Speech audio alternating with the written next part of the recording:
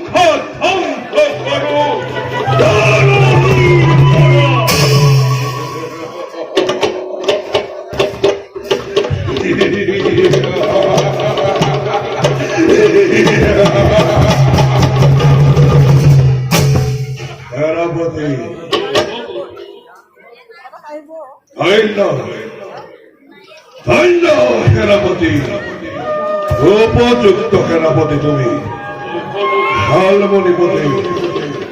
কিন্তু সেনাপতি সামান্য সামান্য গোপিনী বস্তুসুরি মোট করে কৃষ্ণ মায়ার সাতুরি করে নাকি নোয়ারে দৃশ্য কেবে তার সন্মুখ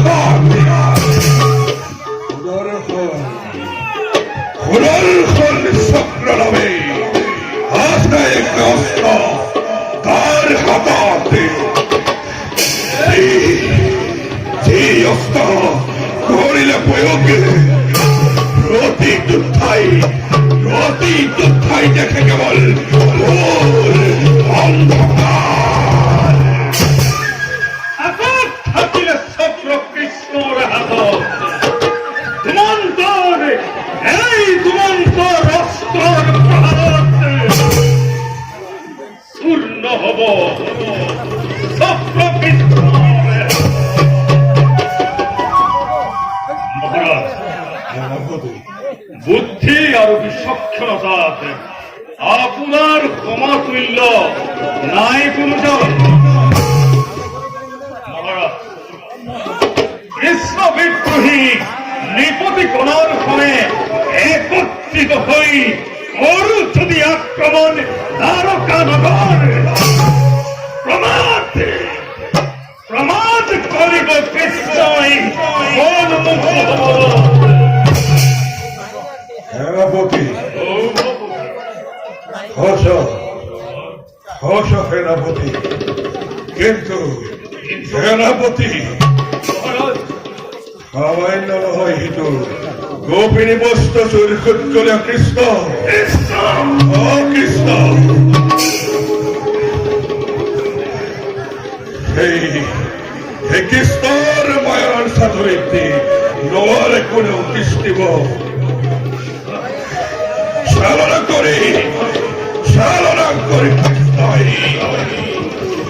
চালনা কৰি কৃষ্ণই শত শত বীৰকে কৰিলে নিধন।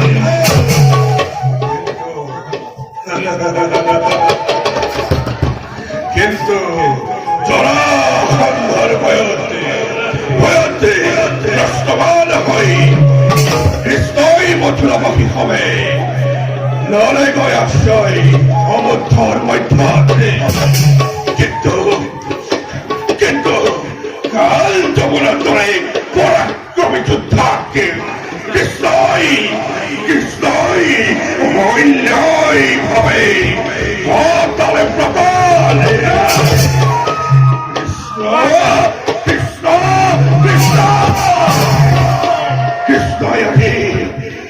কৃষ্ণই আমি পৰ্যঘাত কৰিছে আমাৰ হীৰাতে।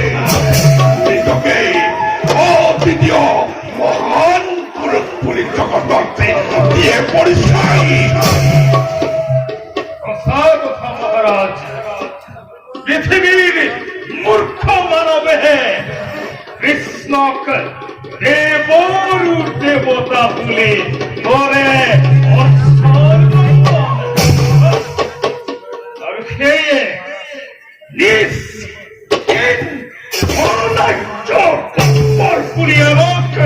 পদে পদে করে দেবতা আর মানব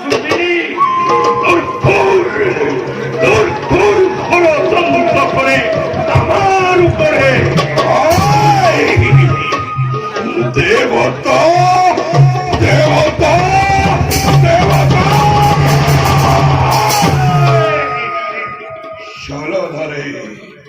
চলধারে অমৃত পান করে লোভী অমরত্ব লোভিছে উৎস ত্রিলোকৰ মধ্য।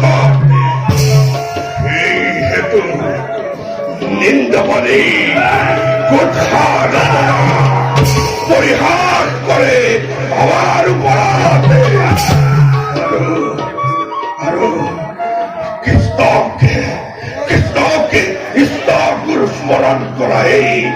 এই মূর্খ মানবপুরে আমাকে করে করে তিরস্কার।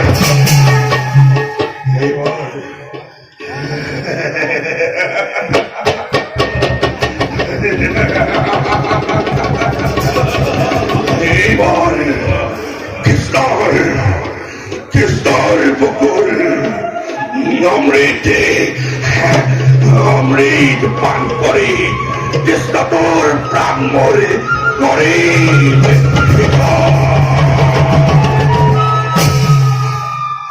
আর সেই বিজয় নিশানৰ কাষত উন্মোলিত হব মানৱ আৰু দেৱতাৰ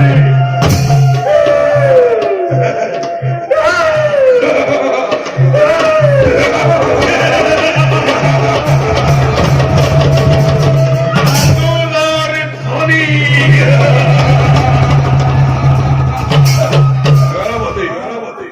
মহারাজ বলো আমি পরবর্তী কার্যতে অগ্রসর